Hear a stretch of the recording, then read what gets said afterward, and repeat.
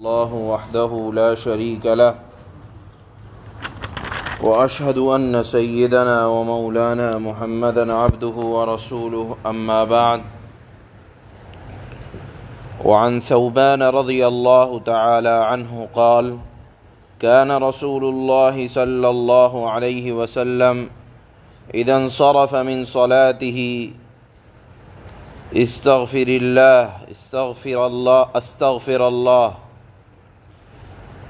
قال كان رسول الله صلى الله عليه وسلم انصرف من صلاته استغفر الله ثلاثا وقال اللهم أنت السلام ومنك السلام تباركت يا ذا الجلال والإكرام.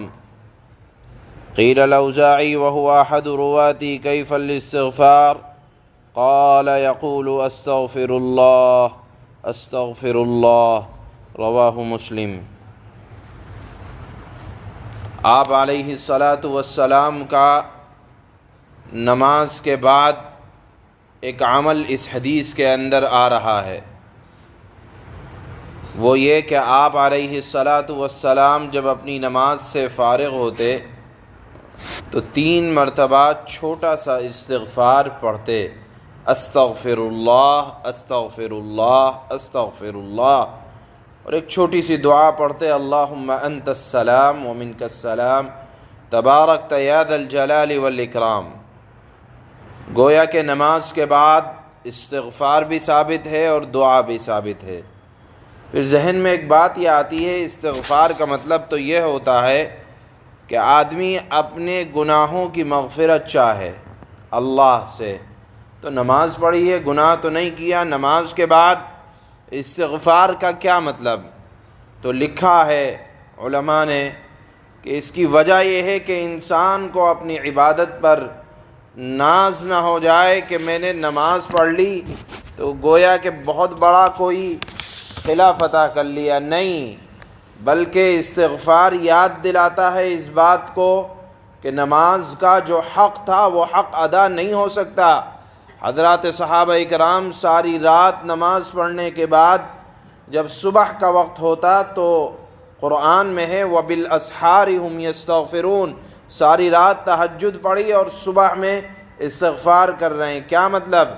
کہ عبادت کا جو حق تھا وہ ادا نہ ہوا. اے اللہ، اگر ہماری اس عبادت میں کوئی کمی کوتاہی اور عام طور پر رہ جاتی ہے کہ آدمی کا کم سے کم کامل توجہ خدا کی طرف دنیا کے کاموں میں الجھنے کی وجہ سے نہیں ہو پاتی، تو عبادت پر ناز نہ ہو جائے.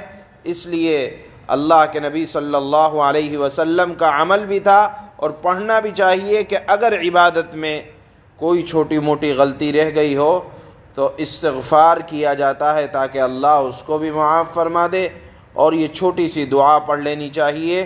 وجہ یہ ہے کہ نماز کے بعد دعاؤں کی قبولیت کا وقت علماء نے بیان فرمایا ہے کہ نماز کے بعد اللہ دعائیں قبول کرتے ہیں. حضرت ثوبان سے روایت ہے کہ جب رسول اللہ صلی اللہ علیہ وسلم اپنی نماز سے فارغ ہوتے تو 3 مرتبہ استغفار فرماتے اور یہ دعا پڑھتے اللہم انت السلام ومنک السلام تبارکت یا ذا الجلال والاکرام. اس کا ترجمہ یہ ہے، اے اللہ تو سلامتی دینے والا ہے، اے عزت و جلالت کے مالک، اے بڑی شان کے مالک، تو بڑی برکتوں والا ہے. یہ اس دعا کا ترجمہ ہے. امام اوزاعی جو اس حدیث کے راویوں میں سے ایک راوی ہیں، ان سے دریافت کیا گیا کہ آپ علیہ الصلاۃ والسلام استغفار کیسے فرماتے تھے؟ کیا کوئی بہت لمبا چوڑا استغفار تھا؟ انہوں نے کہا نہیں، بلکہ آپ فرماتے تھے استغفر اللہ. اس کا ترجمہ یہ ہے کہ میں اللہ سے بخشش مانگتا ہوں، میں اللہ سے بخشش مانگتا ہوں. یہ آپ ہر نماز کے بعد 3 مرتبہ دہرایا کرتے تھے. سبحان اللہ بحمدہ، سبحان اللہ وبحمدہ، اشہد ان لا الہ